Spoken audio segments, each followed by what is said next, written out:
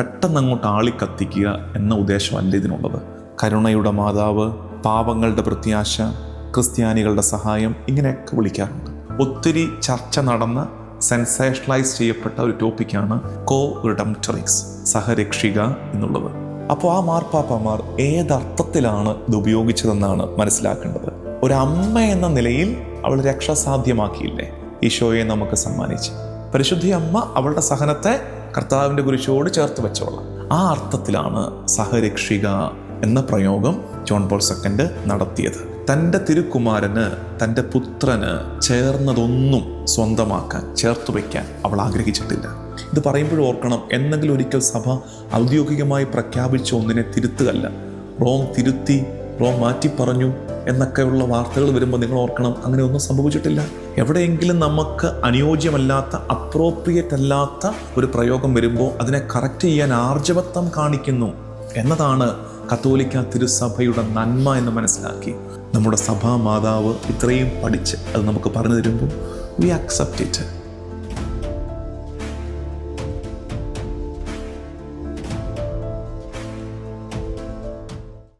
ഈശോ മിശിഹായിക്ക് സ്തുതിയായിരിക്കട്ടെ. മരിയൻ ടൈറ്റിൽസിനെ കുറിച്ച് dicastery for the doctrine of faith പുറത്തിറക്കിയ ഡോക്ട്രിനൽ നോട്ട് മാത്തർ പോപ്പുലി ഫിദേലിസ്, അതിനെക്കുറിച്ചുള്ള പഠന പരമ്പരയുടെ 2ാമത്തെ എപ്പിസോഡാണ്. ഈ വീഡിയോ നിങ്ങൾ കാണുന്നുണ്ടെങ്കിൽ ദയവ് ചെയ്ത് ഉറപ്പുവരുത്തുക എപ്പിസോഡ് 1 കണ്ടിട്ടാണ് ഇത് കാണുന്നതെന്ന്. ഞാൻ ആമുഖത്തിൽ ഫസ്റ്റ് എപ്പിസോഡിൽ പറഞ്ഞ ഒരു കാര്യമുണ്ട്. പെട്ടെന്ന് ഒരു വിഷയം അങ്ങ് അവതരിപ്പിച്ച് തീർക്കാനല്ല ഞാൻ ഇതിലൂടെ ശ്രമിക്കുന്നത്. 30 വർഷത്തോളം എടുത്ത് തയ്യാറാക്കിയ, റിസർച്ച് ചെയ്ത് പഠനങ്ങൾ നടത്തി തയ്യാറാക്കിയൊരു പ്രബോധന രേഖയെ താല്പര്യമുള്ളവരുടെ ഒരു സംഘത്തിൽ, അങ്ങനെ ക്ഷമയോടെ ഇരുന്ന് പഠിക്കാൻ പറ്റുന്ന, പഠിക്കാൻ താല്പര്യമുള്ള ഒരു ഗ്രൂപ്പിന് വേണ്ടിയിട്ട് ഓരോ ഖണ്ഡിക വെച്ച് പഠിച്ചു പോകുന്ന, സാവകാശമുള്ള, സമാധാനത്തിലുള്ള ഒരു പഠന പരമ്പരയാണ് ഇതെന്ന് അറിയിച്ചിട്ടുണ്ട്. അതുകൊണ്ട് ഒരു സെൻസേഷണലൈസ് ചെയ്യുക, പെട്ടെന്ന് അങ്ങോട്ട് ആളിക്കത്തിക്കുക എന്ന ഉദ്ദേശമല്ല ഇതിനുള്ളത്. അങ്ങനെ ആഗ്രഹമുള്ളവർ ഇത് കാണാതിരിക്കുക. ഇനി കാണുന്ന പക്ഷം ഫസ്റ്റ് എപ്പിസോഡ് കണ്ടു എന്ന് ഉറപ്പുവരുത്തുകയും ചെയ്യുക. നമുക്ക് ഇന്ന് നമ്മൾ കൈകാര്യം ചെയ്യുന്നത് ഈ പ്രബോധന രേഖയിലെ 15ാമത്തെ ഖണ്ഡിക മുതൽ 22ാമത്തെ ഖണ്ഡിക വരെയാണ്. 14ാം ഖണ്ഡിക വരെയുള്ളത് നമ്മൾ കഴിഞ്ഞ തവണ സംസാരിച്ച് കഴിഞ്ഞതാണ്. 16th പാരഗ്രാഫ് മുതൽ 22nd പാരഗ്രാഫ് വരെ കൈകാര്യം ചെയ്യുന്ന ടോപ്പിക് കോ റിഡംപ്റ്ററിക്സ് എന്നതാണ്. സഹരക്ഷിക, സഹവിമോചക. ഇതിൻ്റെ ട്രാൻസ്ലേഷൻ കറക്റ്റ് ആണോ എന്ന് എനിക്ക് അറിഞ്ഞുകൂടാ. അതാണോ അതിൻ്റെ പരിഭാഷ? ഇതിലുപയോഗിച്ചിരിക്കുന്ന വാക്ക് കോ റിഡംപ്റ്ററിക്സ്, സഹരക്ഷിക എന്ന് തർജ്ജിമ ചെയ്യാമെന്ന് കരുതുന്നു. ഭാഷാ പണ്ഡിതർ ഉണ്ടെങ്കിൽ തിരുത്തുന്നത് നല്ലതാണെന്ന്, തെറ്റുണ്ടെങ്കിൽ തിരുത്തുന്നത് നല്ലതാണെന്നും അറിയിക്കട്ടെ. ഈ പ്രബോധന രേഖ മരിയൻ ടൈറ്റിൽസ് ആണ് അഡ്രസ്സ് ചെയ്യുന്നത്. നമ്മൾ ഉപയോഗിച്ചു വരുന്ന ചിലത് സഭ ഔദ്യോഗികമായി പഠിപ്പിച്ചത്, ചിലത് എങ്ങനെയൊരു പോപ്പുലർ യൂസിലേക്ക് വന്നു പോയത്, അതിൻ്റെ ശരി തെറ്റുകളെ, അതിനെക്കുറിച്ചുള്ള കൺസേൺസ് പങ്കുവയ്ക്കുകയാണ് ഈ പ്രബോധന രേഖ ചെയ്യുന്നതെന്ന് ഇതിനകം നിങ്ങൾക്ക് മനസ്സിലായിട്ടുണ്ട്. നമുക്ക് മെല്ലെ ഈ ഭാഗത്തേക്ക് 16ാമത്തെ ഖണ്ഡിക മുതൽ ആരംഭിക്കാം. ഞാൻ സ്നേഹത്തോടെ റിക്വസ്റ്റ് ചെയ്യുകയാണ്, ഇത് കണ്ടിന്യൂ ആയിട്ട് കൂടുന്നവർ വേണം ഇത് കേൾക്കാൻ. അപ്പോൾ കഴിഞ്ഞ എപ്പിസോഡ് മേ ബി അല്പം ലോങ് എപ്പിസോഡാണ് കഴിഞ്ഞത്. അപ്പോൾ ഇത് അത്ര എടുക്കില്ലെന്ന് വിചാരിക്കുന്നു. അപ്പോൾ നിങ്ങളൊരു 1.5x-ലോ 2x-ലോ ഇട്ട് കേട്ടിട്ടാണെങ്കിലും ഒന്ന് വന്നിത് കേൾക്കാൻ ഓർമ്മിപ്പിക്കട്ടെ.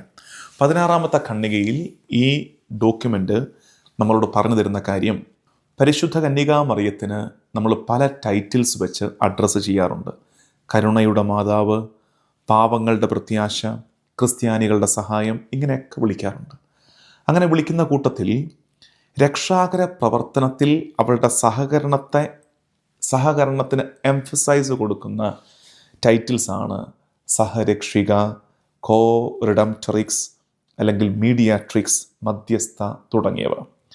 അതുകൊണ്ട് തന്നെ അത് പഠന വിഷയമാക്കുകയാണ്. ഇനി ഇത് പറഞ്ഞിട്ട് 17ാമത്തെ ഖണ്ഡിക തൊട്ടാണ് ഏത് ടൈറ്റിൽ. ഇന്ന് നമ്മൾ എക്സ്ക്ലൂസീവ്ലി ഈ ഒറ്റ ടോപ്പിക്കേ കൈകാര്യം ചെയ്യുന്നുള്ളൂ, കോ റിഡംപ്റ്ററിക്സ്. ഒത്തിരി ചർച്ച നടന്ന, ഒത്തിരി ഈ പറഞ്ഞ സെൻസേഷണലൈസ് ചെയ്യപ്പെട്ട ഒരു ടോപ്പിക്കാണ്, പ്രത്യേകിച്ച് ഈ ഡോക്യുമെൻറ്റിൻ്റെ പിന്നാലെ കോ റിഡംപ്റ്ററിക്സ് എന്നതുള്ളത്, സഹരക്ഷിക എന്നുള്ളത്.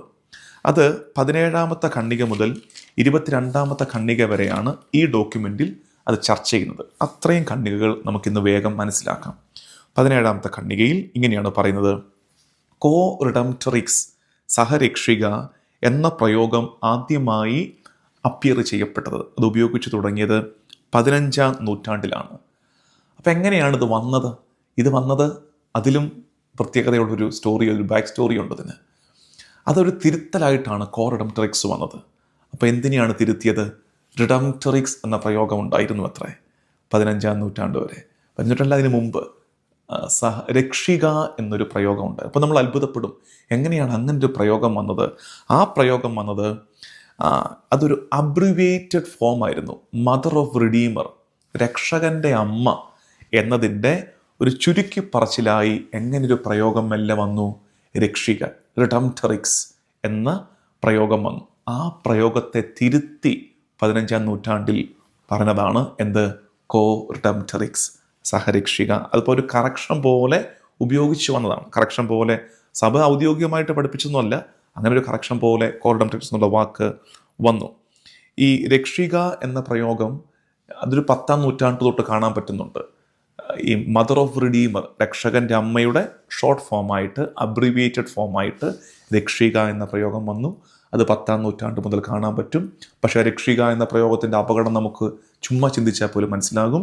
അതിനൊരു തിരുത്തലായിട്ട് 15ാം നൂറ്റാണ്ട് മുതൽ കോ റിഡംപ്റ്ററിക്സ്, സഹരക്ഷിക എന്ന പ്രയോഗം വന്നു. ഈ കോ റിഡംപ്റ്ററിക്സ് അങ്ങനൊരു പ്രയോഗം ആദ്യമായിട്ട് വരുന്നത് ഒരു അനോണിമസ് ഹിം എന്നാണ് പറഞ്ഞിരിക്കുന്നത്.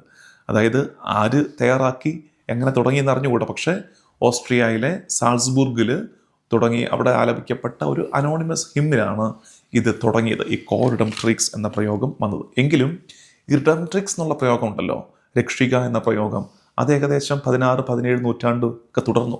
18ാം നൂറ്റാണ്ട് വരെ അതുണ്ടായിരുന്നുവെന്ന് കരുതുന്നു. പിന്നെ ഇത് കോ റിഡംപ്റ്ററിക്സ് എന്നുള്ള പ്രയോഗം ഒരു പുതിയ ഉപയോഗത്തിലോട്ട് വരാൻ തുടങ്ങി. 20ാം നൂറ്റാണ്ടിൻ്റെ ഫസ്റ്റ് ഹാഫിൽ നടന്ന തിയോളജിക്കൽ റിസർച്ച്, ദൈവശാസ്ത്ര പഠനങ്ങൾ ഈ കോ റിഡംപ്റ്ററിക്സ് എന്ന വിളിയുടെ തിയോളജിക്കൽ ഡയമെൻഷനെ കുറിച്ച്, അതിൻ്റെ ദൈവശാസ്ത്ര മാനത്തെക്കുറിച്ച് ആഴത്തിലുള്ള പഠനങ്ങളിലേക്ക് നമ്മൾ പോയി 20ാം നൂറ്റാണ്ടിൻ്റെ ആദ്യ പകുതിയിൽ. അതങ്ങനെ നടക്കുകയാണ്. ഇനി അടുത്തത് 18ാമത്തെ ഖണ്ഡികയിലേക്ക് വരാം. ചില മാർപ്പാപ്പമാർ ഇത് ഉപയോഗിച്ചതായിട്ട് നമുക്ക് കാണാൻ പറ്റും. ഈ കോ റിഡംപ്റ്ററിക്സ് എന്നുള്ള പ്രയോഗം ഉപയോഗിച്ച മാർപ്പാപ്പമാർ ഉണ്ട്. അപ്പോൾ ആ മാർപ്പാപ്പമാർ ഏതർത്ഥത്തിലാണ് ഇത് ഉപയോഗിച്ചതെന്നാണ് മനസ്സിലാക്കേണ്ടത്. 2 സ്പെസിഫിക് വേസിലാണ് ഈ മാർപ്പാപ്പമാരൊക്കെ ഇത് ഉപയോഗിച്ചിട്ടുണ്ടാകുക. ഒന്ന്, മേരീസ് ഡിവൈൻ മദർഹുഡ്, പരിശുദ്ധ അമ്മയുടെ ദൈവമാതൃത്വത്തെ, അതായത് ഒരമ്മ എന്ന നിലയിൽ അവൾ രക്ഷ സാധ്യമാക്കിയില്ലേ, ഈശോയെ നമുക്ക് സമ്മാനിച്ച്. ആ ഡൈമെൻഷൻ, പരിശുദ്ധ അമ്മയുടെ ദൈവമാതൃത്വത്തിൻ്റെ ഒരു ഡൈമെൻഷനിലാണ് ആയിരിക്കാം ഇത് ഉപയോഗിച്ചത്, സഹരക്ഷിക. ഒരു സ്പെസിഫിക് വേ അതാണ്. രണ്ടാമത്തത്, her union with Christ at the redemptive cross, രക്ഷാകരമായ കുരിശിൽ പരിശുദ്ധ അമ്മ തിരുക്കുമാരനോട് കൂട്ടായ്മയിലായിരുന്നത് കൊണ്ട് അവളെ സഹരക്ഷിക എന്ന് വിശേഷിപ്പിച്ചതും ആകാം. അപ്പോൾ ഈ 2 രീതിയിലായിരിക്കണം മാർപ്പാപ്പമാർ ഈ പ്രയോഗം അവരുടെ കത്തുകളിലോ അവരുടെ പ്രസംഗങ്ങളിലോ ഉപയോഗിച്ചതെന്ന് പറയുന്നു. എന്നിരുന്നാലും ഇങ്ങനെയാണെങ്കിലും മാർപ്പാപ്പമാർ ഇത് ഉപയോഗിച്ചിട്ടുണ്ടെങ്കിലും second Vatican council deliberately refrained from using this. അതായത് സഭയുടെ ഔദ്യോഗിക രേഖയാണ് സെക്കൻഡ് വത്തിക്കാൻ കൗൺസിൽ. അപ്പോൾ 1962 മുതൽ 65 വരെ നടന്ന സഭയുടെ സൂനകദോസിൽ ഈ പ്രയോഗം ഉപയോഗിക്കാത്തതിൻ്റെ ഡോഗ്മാറ്റിക്, പാസ്റ്ററൽ, എക്യുമെനിക്കൽ കാരണങ്ങളുണ്ടെന്നാണ് ഈ ഡോക്യുമെൻ്റ് പറഞ്ഞിരിക്കുന്നത്. അത് ഉപയോഗിക്കാതിരുന്നതിന്, ആ പ്രയോഗം സജസ്റ്റ് ചെയ്യാതിരുന്നതിന്. ജോൺ പോൾ II മാർപ്പാപ്പ കുറഞ്ഞത് ഒരു 7 പ്രാവശ്യമെങ്കിലും ഈ പ്രയോഗം, കോ റിഡംപ്റ്ററിക്സ് എന്ന പ്രയോഗം ഉപയോഗിച്ചിട്ടുണ്ടെന്ന് പറയുന്നു. അപ്പോൾ ജോൺ പോൾ II മാർപ്പാപ്പ ഉപയോഗിച്ചപ്പോഴൊക്കെ അദ്ദേഹം ഉപയോഗിച്ച ഈ ടൈറ്റിൽ ഉപയോഗിക്കാനുണ്ടായ സാഹചര്യം, ഏതർത്ഥത്തിലാണ് ജോൺ പോൾ II മാർപ്പാപ്പ ഇത് ഉപയോഗിച്ചത്? ഈശോയുടെ കുരിശിലെ സഹനത്തോട് നമ്മുടേത് ചേർത്ത് വയ്ക്കുമ്പോൾ നമ്മുടെ സഹനങ്ങൾക്ക് ലഭിക്കുന്ന ഒരു രക്ഷാകര മൂല്യമുണ്ട്. അത് പഠിപ്പിക്കാനാണ്. അത് പൗലോസ്ലീഹയൊക്കെ പഠിപ്പിച്ചിട്ടുണ്ട്. കർത്താവിൻ്റെ കുരിശോട് ചേർത്ത് നമ്മുടെ സഹനത്തെ വെക്കണമെന്ന്. അപ്പോൾ ഈശോയുടെ സഹനത്തോട് കുരിശോട് ചേർത്ത് നമ്മുടെ സഹനത്തെ വെക്കുമ്പോൾ ലഭിക്കുന്നൊരു സാൽവിഫിക് വാല്യൂ, രക്ഷാകര മൂല്യം. അപ്പോൾ മറിയം അത് ചെയ്തവളാ. പരിശുദ്ധ അമ്മ അവളുടെ സഹനത്തെ കർത്താവിൻ്റെ കുരിശോട് ചേർത്ത് വെച്ചവളാ.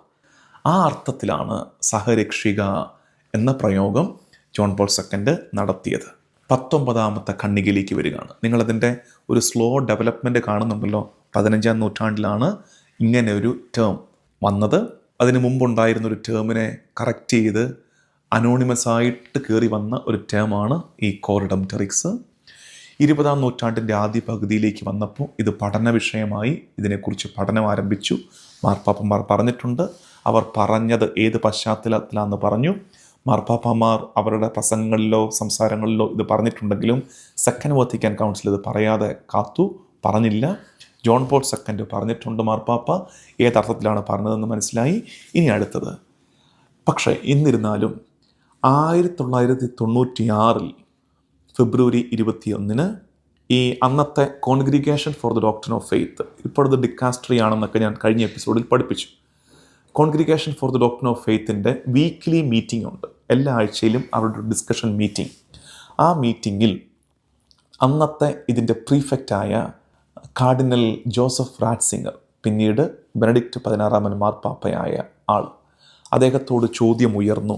പ്രത്യേകിച്ച് ചില മരിയൻ മൂവ്മെൻറ്റ്സ്, ഉദാഹരണത്തിന് വോക്സ് പോപ്പുലി, മരിയെ മീഡിയാട്രിക്സ്, അവർ സജസ്റ്റ് ചെയ്ത റിക്വസ്റ്റ് വെച്ചു. എന്താത്?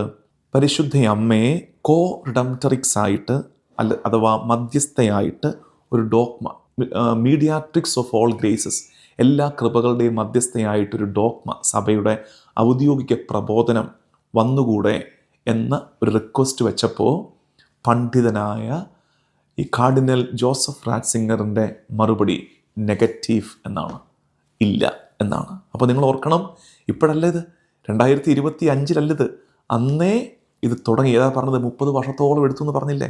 അന്ന് പറഞ്ഞു നെഗറ്റീവ്. അതിൻ്റെ കാരണമായിട്ട് ഈ 19ാമത്തെ ഖണ്ഡികയിൽ ജോസഫ് റാറ്റ്സിംഗർ കാർഡിനലിനോട് ചേർന്ന് പറയുന്നത്, ഒന്ന്, precise meaning of the title is not clear. ഈ ടൈറ്റിൽസിൻ്റെ കൃത്യമായ അർത്ഥം വ്യക്തമല്ല. 2, അതിൽ തന്നെ അത് മച്വേർഡ് അല്ല, അതിൽ തന്നെ ഇത് പ്രോപ്പറായിട്ട് രൂപപ്പെട്ടിട്ടില്ല. ഈ 2 ടൈറ്റിൽസ് ഏതൊക്കെ? കോ റിഡംപ്റ്ററിക്സ്, മീഡിയാട്രിക്സ് ഓഫ് ഓൾ ഗ്രേസസ്. എന്നിട്ട് പറയുന്നൊരു കാര്യം, ഈ അധ്യായത്തിൽ ഈ ഖണ്ഡികയിൽ തന്നെ പറയുന്നൊരു കാര്യം, കനോട്ട് ബി ഫൗണ്ട്. ഈ ടൈറ്റിൽസിനുള്ള സോഴ്സസ് ഇങ്ങനെ നമ്മൾ വിളിക്കണമെങ്കിൽ അതിന് നമുക്കൊരു കാരണം വേണ്ടേ? അത് ഡെപ്പോസിറ്റും ഫിദേയി, ഡെപ്പോസിറ്റ് ഓഫ് ഫെയ്ത്ത് എന്ന് പറയും. തിരുസഭയുടെ ഡെപ്പോസിറ്റ് ഓഫ് ഫെയ്ത്തിൽ അതിനുള്ള തെളിവുകൾ കാണുന്നില്ല ഇങ്ങനെ വിളിക്കാനുള്ളത്. അപ്പോൾ നമ്മൾ അന്വേഷിക്കും, ഏതാണ് ഈ ഡെപ്പോസിറ്റും ഫിദേയി, deposit of faith? Sacred scripture and sacred tradition. പരിശുദ്ധ കന്യകാമറിയത്തെ സഹരക്ഷികയെന്ന്, എല്ലാ കൃപകളുടെയും മധ്യസ്ഥയെന്ന് വിളിക്കാൻ മാത്രം സോഴ്സസിൽ നമുക്കൊന്നും ലഭിക്കുന്നില്ല. ഏതാത്? വിശുദ്ധ ബൈബിൾ, വിശുദ്ധ പാരമ്പര്യം. അപ്പോൾ സീക്രട്ട് സ്ക്രിപ്ചറിലും സീക്രട്ട് ട്രഡീഷനിലും ഇങ്ങനെ 2 ടൈറ്റിൽസിനുള്ള സോഴ്സ് നമുക്കതിൽ നിന്ന് ലഭിക്കുന്നില്ല. അതുമാത്രമല്ല, അതിനെക്കുറിച്ച് പറയുന്നത്, ഇറ്റ് ഡിപ്പാർട്സ്, ഈ 2 ടൈറ്റിലുകൾ departs too much from the scripture and tradition.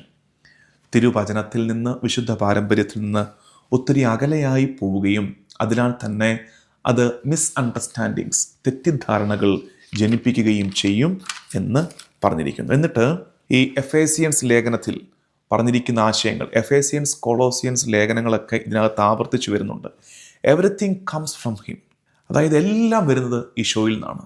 എല്ലാം വരുന്നത്, എല്ലാ കൃപയും പുറപ്പെടുന്നത് കർത്താവിൽ നിന്നാണ്. മറിയത്തിനുള്ളതും മറിയമായിരിക്കുന്നതുമൊക്കെ മിശിഹായിൽ തന്നെയാണ്. മറിയമായിരിക്കുന്നതും മറിയത്തിന് ലഭിച്ചതും എല്ലാം മിശിഹായിൽ തന്നെയാണ്. ഇത് പറയുമ്പോഴും ഈ ആർട്ടിക്കിൾ റാറ്റ്സിംഗർ പിതാവിനെ ചേർത്ത് പറയുന്നൊരു കാര്യമുണ്ട്. ഇത് ഇങ്ങനെ വിളിക്കുമ്പോൾ, ഏതാ? കോ റിഡംപ്റ്ററിക്സ് അല്ലെങ്കിൽ സഹരക്ഷിക, മീഡിയാട്രിക്സ് എന്നൊക്കെ വിളിക്കുമ്പോൾ അതിൻ്റെ പിന്നിലുള്ള സദുദ്ദേശത്തെ മാനിക്കുന്നു. ഗുഡ് ഇൻറ്റൻഷൻസ് ആർ ദയർ, അതിനെ മാനിക്കുന്നു. അപ്പോഴും still those good intention is expressed in the wrong way. സതുദ്ദേശമുണ്ടെങ്കിലും അത് അവതരിപ്പിച്ചിരിക്കുന്ന തെറ്റായ രീതിയിലാണെങ്കിൽ അത് തിരുത്തേണ്ടതല്ലേ? അത്രയേ ഉള്ളൂ കാര്യമെന്ന് മനസ്സിലാക്കുക. ഇനി അടുത്ത ഖണ്ഡികയിലേക്ക് വരികയാണ്. 20ാമത്തെ ഖണ്ഡികയിൽ കാർഡിനൽ റാറ്റ്സിംഗറിനെ കോട്ട് ചെയ്തിട്ട് വീണ്ടും പറയുന്നു, കർത്താവിൻ്റെ രക്ഷയുടെ യുണീക്ക് റിഡംറ്റീവ് സെൻട്രാലിറ്റി.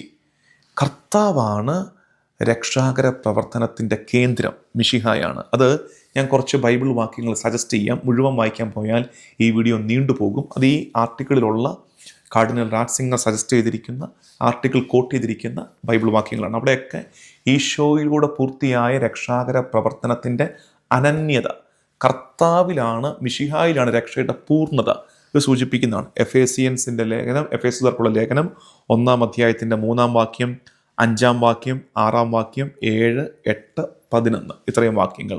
കൊളോസസ് ലേഖനം 1-ാം അധ്യായം 19, 20 വാക്യങ്ങൾ. അതായത് ഈ വാക്യങ്ങളൊക്കെ നിങ്ങളൊന്ന് സമാധാനത്തോടെ, നിങ്ങൾക്കൊരു ഹോംവർക്കൊക്കെ വേണ്ടേ, സമാധാനത്തോടെ ഇത് വായിച്ചു കഴിയും മനസ്സിലാകുന്നൊരു കാര്യമുണ്ട്. എവരി ക്രീച്ചർ, എല്ലാ സൃഷ്ടികളും കർത്താവ് മിശിഹായിലൂടെ പൂർത്തിയായ രക്ഷയുടെ റിസപ്റ്റീവ് സൈഡിലാണ് നിൽക്കുന്നത്. നമ്മളതിൻ്റെ സ്വീകർത്താക്കളാണ്, രക്ഷയുടെ സ്വീകർത്താക്കളാണ്. ആ പൊസിഷനിൽ തന്നെയാണ് ആരും നിൽക്കുന്നത്? മറിയവും നിൽക്കുന്നത്. മറിയവും മിശിഹായിലൂടെ പൂർത്തിയായ രക്ഷ സ്വീകരിച്ചവളാണ്. അപ്പം അതുകൊണ്ട് തന്നെ ഇത്തരം പ്രയോഗങ്ങൾ, സഹരക്ഷിക, കോർഡംറ്ററിക്സ് എന്നുള്ള പ്രയോഗങ്ങളൊക്കെ നമ്മൾ ഉപയോഗിക്കുമ്പോൾ റെവറൻറ്റ് കോഷൻ, വളരെ ഗൗരവത്തോടുള്ള ശ്രദ്ധ ഉണ്ടാകണമെന്നാണ് പറഞ്ഞിരിക്കുന്നത്. അപ്പോൾ ഇതിനെ മിസ്ഗൈഡ് ചെയ്യാൻ സാധ്യതയുണ്ട്. ഈ പറഞ്ഞ സെൻട്രാലിറ്റിയെ, ഈശോയിലൂടെ പൂർത്തിയായ സാൽവേഷൻ്റെ അതിൻ്റെ യുണീക്ക്നെസ്സിനെ, അതിൻ്റെ സെൻട്രാലിറ്റിയെ അത് അഫക്റ്റ് ചെയ്യാൻ സാധ്യതയുണ്ട്, അതിൻ്റെ അപകടമുണ്ടെന്ന് ആർട്ടിക്കിൾ സൂചിപ്പിക്കുന്നു. 21ാമത്തെ ഖണ്ഡികയിലേക്ക് എത്തുമ്പോൾ നമ്മൾ കാണുന്നത് ഫ്രാൻസിസ് മാർപ്പാപ്പയുടെ നിലപാടാണ്.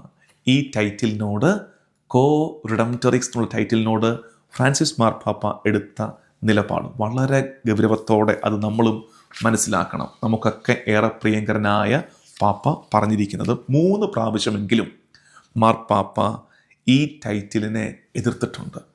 ഹി ഒപ്പോസ്ഡ് ദിസ് ടൈറ്റിൽ, ഇത് ഉപയോഗിക്കുന്നതിനെ, കോർഡംറ്ററിക്സ് എന്ന പ്രയോഗത്തെ. അതിനെക്കുറിച്ച് മാർപ്പാപ്പ പറയുന്നത് 2019 ഡിസംബർ 12-ന് ഗൗദലുപ്പെ മാതാവിൻ്റെ തിരുനാൾ ദിവസം മാർപ്പാപ്പ പറഞ്ഞിരിക്കുന്നൊരു വാക്യം ഞാൻ നേരെ വായിച്ച് കേൾപ്പിക്കാം. Mary never wished to appropriate anything of her son for herself. She never presented herself as a co saviour, no a disciple. തൻ്റെ തിരുക്കുമാരന്, തൻ്റെ പുത്രന് ചേർന്നതൊന്നും സ്വന്തമാക്കാൻ, ചേർത്തു വയ്ക്കാൻ അവൾ ആഗ്രഹിച്ചിട്ടില്ല.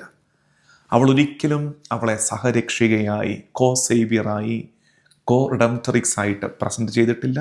ഒരു ശിഷ്യയായി പോലും, നോ എ ഡിസൈപ്പിൾ ആയിട്ട് പോലും അവതരിപ്പിച്ചിട്ടില്ല എന്നാണ് പറയുന്നത്. പിന്നീട് അവർ ലേഡി ഓഫ് സോറോസിൻ്റെ ഡെയിലി മെഡിറ്റേഷൻ ആയിട്ട്, അവർ ലേഡി ഓഫ് സോറോസിനെ കുറിച്ചുള്ള ഡെയിലി മെഡിറ്റേഷനിൽ 2020 മാർപ്പാപ്പ പറഞ്ഞിരിക്കുന്ന ഒരു കാര്യം, our lady did not want to take away any title from Jesus. She did not ask for herself to be a quasi redeemer or a co redeemer. No, there is only one redeemer and this title cannot be duplicated. ഇത്രയും perfect ആയിട്ടാണ്, ഇത്രയും ശക്തമായിട്ടാണ് Francis മാർപ്പാപ്പ ഈ കാര്യം പറയുന്നത്. അതായത് ഈ പറഞ്ഞു വരുന്ന ആശയം, Christ's redemptive work was perfect and needs no addition. Co redemptrix എന്ന് പറയുമ്പോൾ അതിന് ഒരാളും കൂടെ ചേർന്നിരുന്നാലേ പറ്റൂ എന്നൊരാശയം കൂടെ വരുന്നുണ്ടെന്നാണ്. അപ്പോൾ Christ redemptive work was perfect and no addition. പരിശുദ്ധ അമ്മ ഈശോയിൽ നിന്ന് ഒരു ടൈറ്റിലും എടുക്കാൻ അവൾ ആഗ്രഹിക്കുന്നില്ല. അവൾക്ക് സഹരക്ഷികയാകാൻ ആഗ്രഹമില്ല. No, there is only one redeemer and which cannot be duplicated. അതിനൊരു ഡ്യൂപ്ലിക്കേറ്റ് ഇല്ല എന്നാണ് ഫ്രാൻസിസ് മാർപ്പാപ്പ ശക്തമായിട്ട് പറഞ്ഞിരിക്കുന്നത്. 21ാം ഖണ്ഡികയുടെ അവസാനം പറഞ്ഞിരിക്കുന്ന ഒരു കാര്യമുണ്ട്. Neither church nor Mary can replace or perfect the redemptive work of the incarnate son of God. ദൈവപുത്രൻ്റെ രക്ഷാകര പ്രവർത്തനത്തെ റീപ്ലേസ് ചെയ്യാനോ പെർഫെക്റ്റ് ആക്കാനോ മറിയത്തിനോ സഭയ്ക്കോ കഴിയില്ല. പിന്നെന്താ കഴിയുന്നത്? ഇവിടെ പറഞ്ഞിരിക്കുന്നത് ഇങ്ങനെയാണ്: we are able to extend its effects. രക്ഷാകര പ്രവർത്തനത്തിൻ്റെ ഫലങ്ങളെ യുഗാന്തത്തോളം നമ്മുടെ കാലത്ത് നമ്മുടെ ദേശത്തേക്ക് സ്പ്രെഡ് ചെയ്യിക്കാൻ നമുക്ക് പറ്റും. അതേസമയം അതിനെ, ആ രക്ഷാകര പ്രവർത്തനത്തെ പൂർണ്ണമാക്കാനോ റീപ്ലേസ് ചെയ്യാനോ നമുക്ക് പറ്റില്ല. അത് അതിൽ തന്നെ പൂർണ്ണമാണ്. അപ്പം നിങ്ങൾക്ക് മനസ്സിലാകുന്നുണ്ട് എന്താണ് ഈ ശരിക്കും നമുക്ക് ആദ്യമേ സഹരക്ഷിക എന്ന പ്രയോഗത്തിൽ വലിയ അപകടമൊന്നും ഇല്ലല്ലോ എന്ന് തോന്നുമ്പോഴും ഇത്രയും ഡീപ്പായിട്ട് പഠിക്കുമ്പോഴാണ് ശരിയാണല്ലോ, അത് അത്ര അപ്രോപ്രിയേറ്റ് ഉള്ള ടൈറ്റിൽ അല്ലല്ലോ എന്ന് സാവകാശം നമ്മൾ മനസ്സിലാക്കി വരുന്നത്. ഇത് പറയുമ്പോഴും ഓർക്കണം, എന്നെങ്കിലും ഒരിക്കൽ സഭ ഔദ്യോഗികമായി പ്രഖ്യാപിച്ച ഒന്നിനെ തിരുത്തുകയല്ല. റോം തിരുത്തി, റോം മാറ്റി പറഞ്ഞു എന്നൊക്കെയുള്ള വാർത്തകൾ വരുമ്പോൾ നിങ്ങൾ ഓർക്കണം, അങ്ങനെ ഒന്നും സംഭവിച്ചിട്ടില്ല. നിങ്ങൾ കണ്ടതല്ലേ, സെക്കൻഡ് വത്തിക്കാൻ കൗൺസിൽ ബോധപൂർവം ഇത് പറയാതിരുന്നു. 96 തൊട്ട് ഇത് അല്ല എന്നുള്ള മൂവ്മെൻറ്റ് പറഞ്ഞുകൊണ്ടിരിക്കുകയാണ്. റിസർച്ച് 20th സെഞ്ച്വറിയുടെ ആദ്യമേ ആരംഭിച്ചു കഴിഞ്ഞു ഇതിനെക്കുറിച്ച്. അതാണ് കത്തോലിക്ക സഭയുടെ ഗുണം എന്ന് മനസ്സിലാക്കുക. അതായത് അതാണ് ഈ ഡിക്കാസ്ട്രി ഓഫ് ഡോക്ട്രിൻ ഓഫ് ഫെയ്ത്തിൻ്റെ ദൗത്യമായിട്ട് ഞാൻ ആദ്യം പറഞ്ഞില്ലേ. എവിടെയെങ്കിലും നമുക്ക് അനുയോജ്യമല്ലാത്ത, അപ്രോപ്രിയേറ്റ് അല്ലാത്ത ഒരു പ്രയോഗം വരുമ്പോൾ അതിനെ കറക്റ്റ് ചെയ്യാൻ ആർജവത്വം കാണിക്കുന്നു എന്നതാണ് കത്തോലിക്ക തിരുസഭയുടെ നന്മ എന്ന് മനസ്സിലാക്കി. ഒരുപക്ഷെ മറ്റു പലർക്കും പല രീതിയിൽ ആരോപണങ്ങൾ ഉന്നയിക്കാൻ കാണും.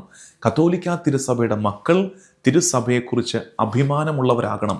ഇത്തരമൊരു ഡോക്യുമെൻ്റ് വരുമ്പോൾ എത്ര കൃത്യമായിട്ട് പഠിച്ച് ചരിത്രത്തെ അപഗ്രഥിച്ച് ആ പ്രയോഗത്തിൻ്റെ അതിൻ്റെ വിവിധ ഡൈമെൻഷൻസിനെ ഇഴകീറി പരിശോധിച്ചാണ് ഇത്തരമൊരു ഡോക്യുമെൻ്റ് നമുക്ക് വേണ്ടി നൽകിയിരിക്കുന്നത് എന്നാണ് നമ്മൾ മനസ്സിലാക്കേണ്ടത്. അപ്പോൾ 21ാം ഖണ്ഡികയിൽ പറഞ്ഞ കാര്യങ്ങൾ, ഫ്രാൻസിസ് മാർപ്പാപ്പയുടെ നിലപാട്, അദ്ദേഹം മുന്നോട്ട് വെച്ച ആശയം, അവസാനം നമ്മൾ പറഞ്ഞത് അത് പ്രത്യേകം ഓർക്കണം: neither church nor Mary can replace or perfect the redemptive act of son of God.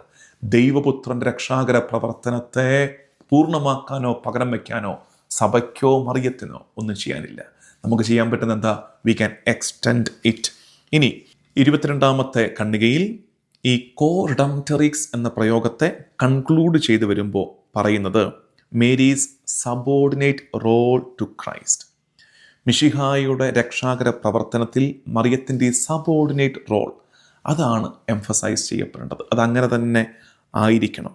അപ്പോൾ അതുകൊണ്ട് തന്നെ ഈ കോ റിഡംറ്ററിക്സ് എന്ന പ്രയോഗം ഇറ്റ്സ് നോട്ട് അപ്രോപ്രിയേറ്റ്, അത് ഉചിതമല്ല എന്ന് ഇത്രയും പറഞ്ഞ് കൺക്ലൂഡ് ചെയ്യുകയാണ്.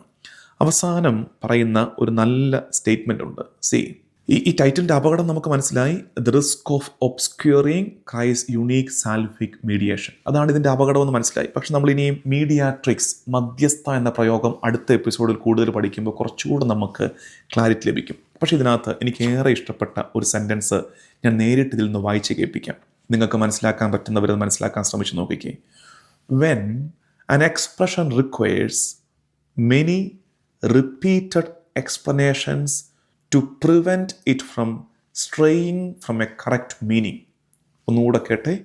When an expression requires many repeated explanations to prevent it from straying from a correct meaning, it does not serve the faith of the people and becomes unhelpful.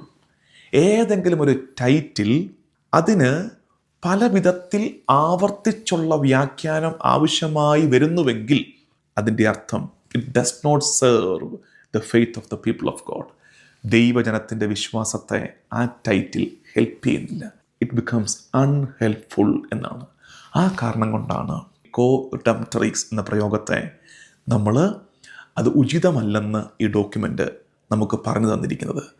നമ്മുടെ സഭാ മാതാവ് ഇത്രയും പഠിച്ച് അത് നമുക്ക് പറഞ്ഞു തരുമ്പോൾ വി അക്സെപ്റ്റ് ഇറ്റ്. അതിനെ എളിമയോടും തിരിച്ചറിവോടും കൂടെ മനസ്സിലാക്കുക. അവസാനം പറയുന്നുണ്ട്, indeed as the handmade of the Lord, കർത്താവിൻ്റെ ദാസി എന്ന നിലയിൽ ലൂക്ക 1:38.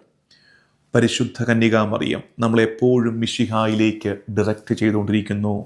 പരിശുദ്ധ അമ്മയെ നമ്മൾ വാല്യൂ ചെയ്യുന്നു, നമ്മൾ അങ്ങേയറ്റം വണങ്ങുന്നു, മാനിക്കുന്നു. എന്താ കാര്യം? അവൾ കർത്താവിൻ്റെ ദാസിയാണ്. അവൾ നമ്മളെ, സഭയെ മിശിഹായിലേക്ക്, Mary directs us to Christ and asks us to do whatever he tells. യോഹന്നാൻ 2:5 അവൻ പറയുന്നത് പോലെ ചെയ്യുവിൻ. ഇത്രയും കാര്യങ്ങൾ മനസ്സിലാക്കുക. ഒന്നുകൂടെ ഒന്ന് കേട്ടാലാണ് കുറച്ചുകൂടെ മനസ്സിലാകുന്നെന്നുണ്ടെങ്കിൽ സാവകാശം ഇരുന്ന് ഒന്നുകൂടെ കേൾക്കുക, മറ്റുള്ളവർക്ക് പങ്കുവയ്ക്കുക. ഞാൻ ആവർത്തിക്കുന്നു, വൈകാരികമായിട്ട് ഇതിനെ അപ്രോച്ച് ചെയ്യാതെ നമുക്കിതിൻ്റെ വസ്തുതകൾ പഠിക്കാം. എന്തുകൊണ്ടിങ്ങനെ, എന്താണ് ഇതിൻ്റെ കാരണം എന്നൊക്കെ പഠിച്ചു വരുമ്പോൾ നമുക്കും വലിയ തിരിച്ചറിവും ബോധ്യവും ലഭിക്കും. പരിശുദ്ധ അമ്മയോട് നമുക്ക് സ്നേഹം കൂടും. തിരുസഭയെ നമ്മൾ മാനിക്കും.